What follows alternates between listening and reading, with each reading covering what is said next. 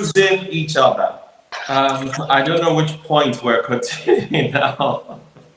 Oh, okay. So you said that you're hoping that the generation, like our children, will be better prepared.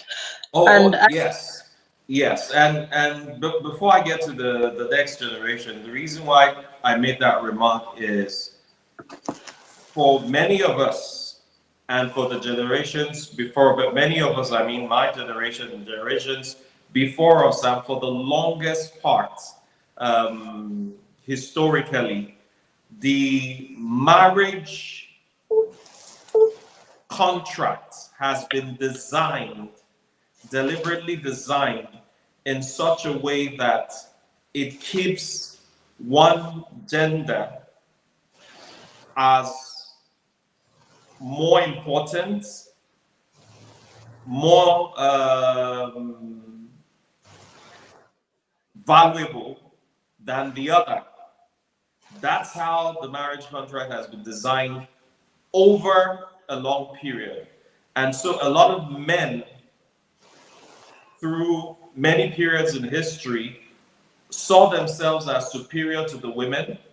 And so the women were just meant to serve the men. In fact, in the ways that the marriages were even conducted, it was the man who needed to go and make the woman his wife. Like the man had to do the choosing. The woman was like a product on a shelf. And until a man comes and chooses you, you stay on the shelf. So the man is the one that gives you value. The value of the woman was given to her by the man. And that's how the marriage contract has been practiced over long periods in history.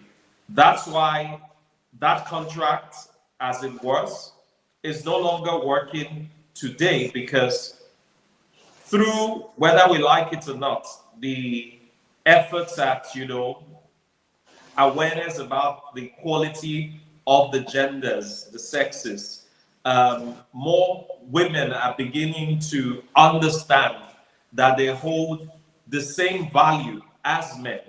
I mean, this is not a question of who is, better. It's a question of both genders holding value. Unlike what it used to be, where the value resided in the men and they gave it to the women. Right now, the women are more conscious of their value. And so a man coming into a relationship in this day and age with that same mentality that I am giving value to this woman, I am choosing her, is already setting himself up for failure, because what a real relationship should be is a partnership. And a partnership is a relationship of equals, not the same, but equal in terms of the value that they both bring. I would not sit here and say that a man is, the same. Biologically, anatomically, we're different, right? But in terms of value, everybody brings value, and no one is superior to the other. If men still retain that same mindset that I am giving value to a woman and my work is to put her on a leash and control her and make her do my bidding, and it doesn't matter what the woman feels, then the relationships, the marriage contract will continue to suffer. And we see that, a lot today. This is not to say that marriages then were better, because our mothers and grandmothers and great grandmothers endured a lot from their men, from their husband. So we can't use the longevity of those marriages to measure the fulfillment of the women in those marriages. We can't, right? yeah, So some people will quickly point to oh, their mothers and grandmothers and say, look at them, our fathers did this, yet they stayed, as that is reasons to okay. continue to perpetuate that imbalance in That, relationships. That is okay. The people who say those things, I know that they can never enjoy relationships. They can only enjoy something where they're always on edge because they have to make sure that they're always controlling things. They have to always be watching things.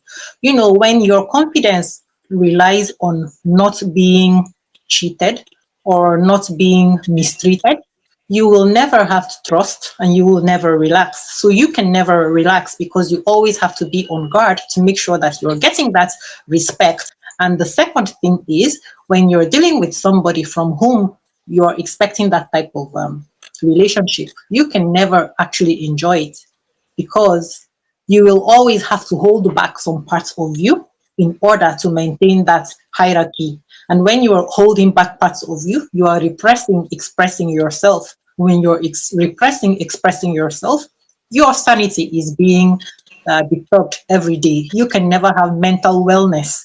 And so it is okay. Everybody gets the type of relationship that they deserve. So that is your punishment, a little bit of hell for you if that is what you want. And secondly, life nature actually wants everything to be in balance. Now, some people may not believe in the Bible, but I don't think this thing is only in the Bible. But the reason why I have to refer to the Bible is because that is the literature, the text that I know. That Bible tells me that for the human relationships, the most important thing is love. You treat other people as you want to be treated. So when we're talking about relationships, you can never have any semblance of sanity where you are dealing in a way that is protecting yourself, that you're looking out for yourself, and the other person, you're not so concerned, even if you think that you're doing good to them, even if you think that you're doing good to them. Also, I really wish you did not bring up the Bible to I use don't know as any, I don't know to any use other as as proof reference point, of as a what is reference. important in the relationship. Because in that Bible, there are so many examples that you can cite that actually reinforce the patriarchal idea or the hierarchy that we're just talking about, Yes. commoditizes women and makes them lesser than men. So when you Can I pick The Bible makes women pay for men's sins. And I hated when I learned that. Obviously, it starts with Adam and Eve, but I got many more examples. Let me cook. Numbers chapter 31. Moses tells the Israelites to go kill all the Midianites, except for the 32,000 virgin little girls that they can keep for themselves. These girls' families were slaughtered, and they were forced to be raped for the rest of their life by the men who captured them. That was God's plan, according to the Bible. Then in Deuteronomy 21, it says that if an Israelite soldier is at war and sees a beautiful young woman, he can just take her.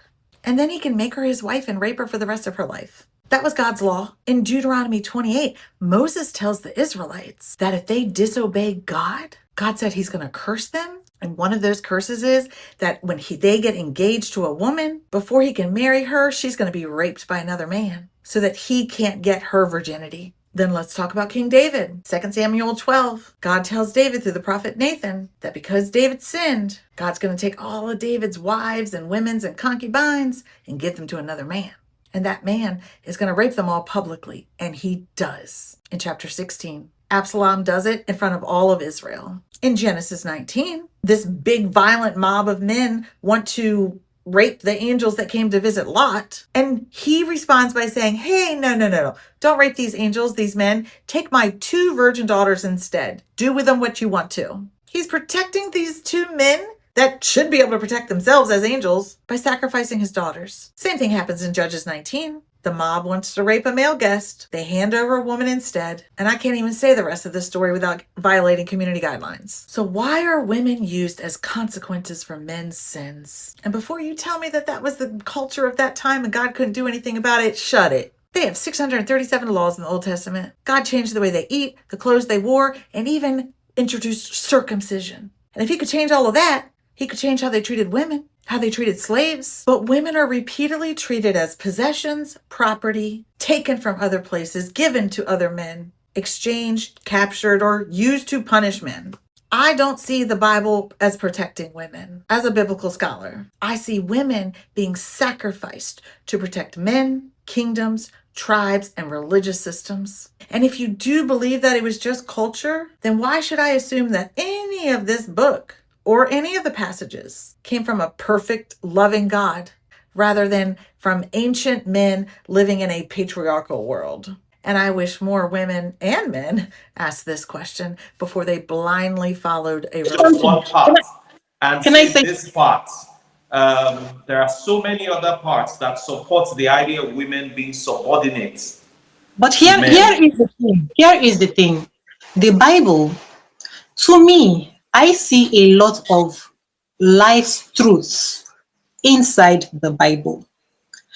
The fact that somebody took those truths and put inside there, and then decided to put some wickedness alongside does not fool me. It does not fool me because I can see what is going on there. Because the funny part is that they say that it is God who created and wished all those things for us to do.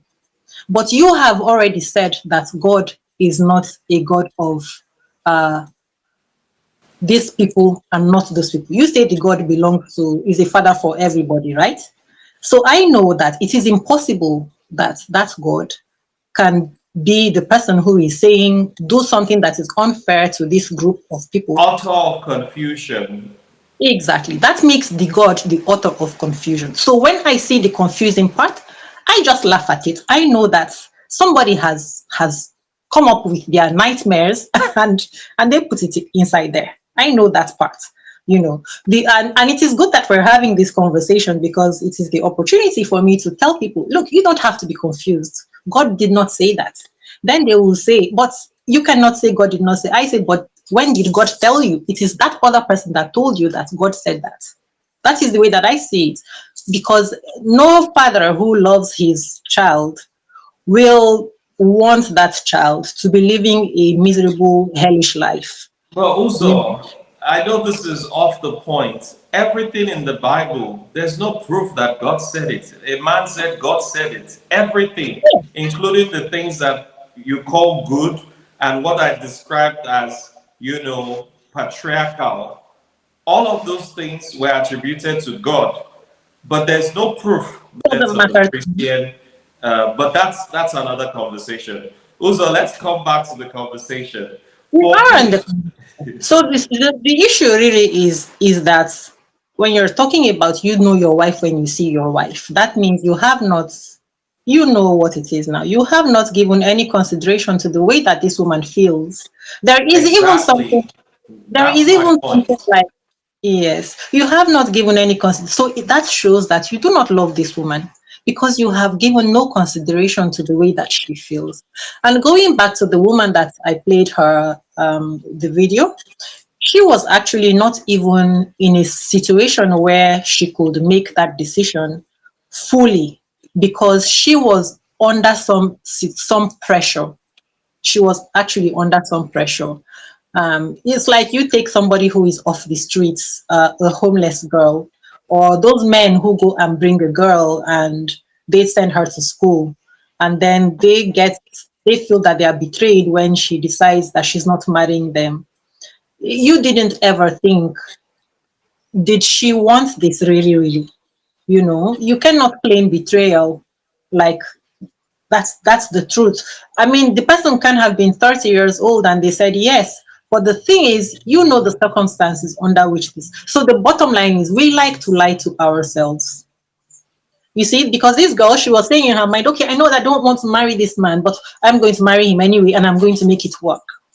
Then you begin to justify in your mind how you are going to, but at the same time, you forget I cannot control that other person. All the good plans that I am making, maybe they are not even going to work. And that is what she found out later, So, Yeah, it's really very important that for people who say that, they remember that a relationship is a two-way street. It's very arrogant of a man or a woman, I mean, men say it more. They see this person and this is my wife. She has no say. That again is them, without even realizing it, taking away the woman's agency, saying that they can decide for another person what is good for them.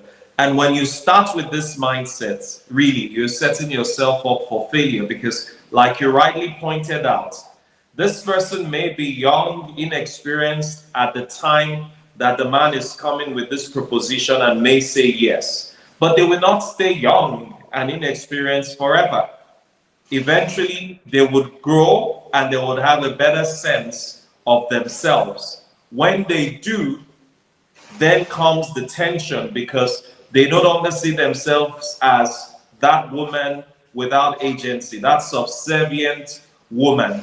And then the clashes start to happen.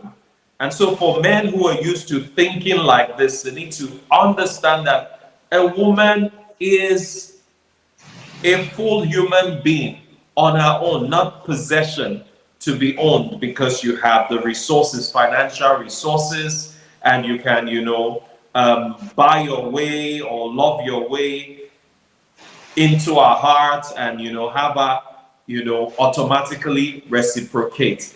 Once we understand that the relationship has to be about two adults, by adults, two mature, self-aware people, then we would pause and do the work that is necessary as individuals before we even go into choosing or trying to, bring another person to be part of our own world. That is very important. It's something that is non-negotiable.